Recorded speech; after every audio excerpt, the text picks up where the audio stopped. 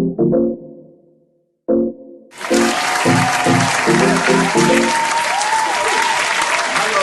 and welcome to another episode of Shit Happens in Life.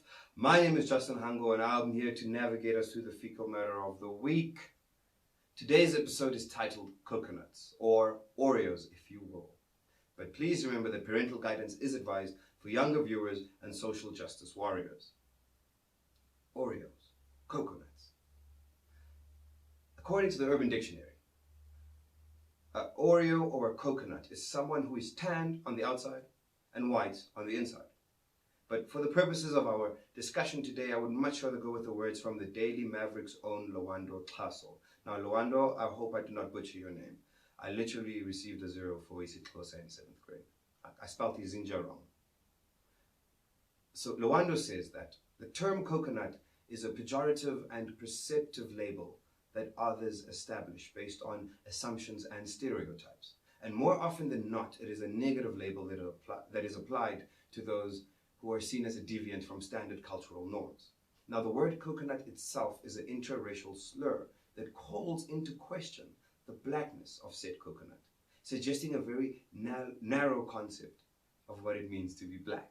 Now, coconuts struggle to integrate with the broader black community in pursuit of a common cause. And what is missing is a discussion on how the conscious coconut can contribute to the common cause without apologizing for where they live, where they come from, where they went to school, where they work, or how they talk. The impression is often cited that the onus is solely on the coconut to change and fit into a narrow concept of blackness for the comfort of others. But coconuts are normally shafted by both sides, white and black rejection.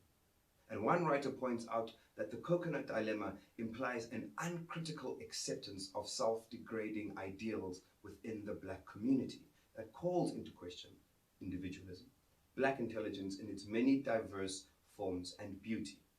Now, black people who dare dress, speak, or act in a way that is not considered authentically black are far too often excluded and labeled as sellouts or house niggas. There is a belief that there is just one way of being black, and that is the Jacob Zuma way over the Barack Obama way. There are those who prescribe that to be authentically black, you must remain in one place linguistically, mentally, socioeconomically, and geographically. And when you do not adhere to that, boy, do you pay the price. And that sounds a lot more like a cult to me. See, the majority of people are going through this every day. And it's not only Africans or black people. In a world where you can identify yourself as you are, we aren't given much of the spectrum to choose from. You're just not black enough, Vambo enough, Damar enough, Tswana enough, Zulu enough, Xhosa enough, Boer enough, colored enough.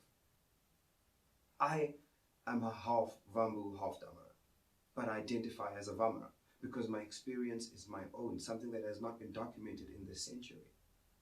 And I refuse to adhere and fall into both of those stereotypes. And besides, both of y'all are too crazy. You guys are far too crazy.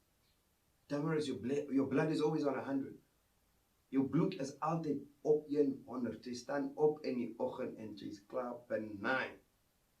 And Vambo's Zula net, you guys hustle. You buy a V8 and then you have the audacity to complain about which route to take because you're trying to save on some gas. And julle ken klaar hoe is julle.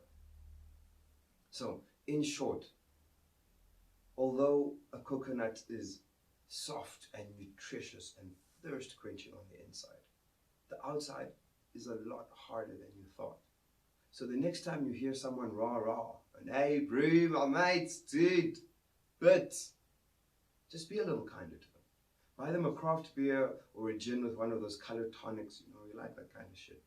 Sit them down, pat them on the back and tell them everything will be okay.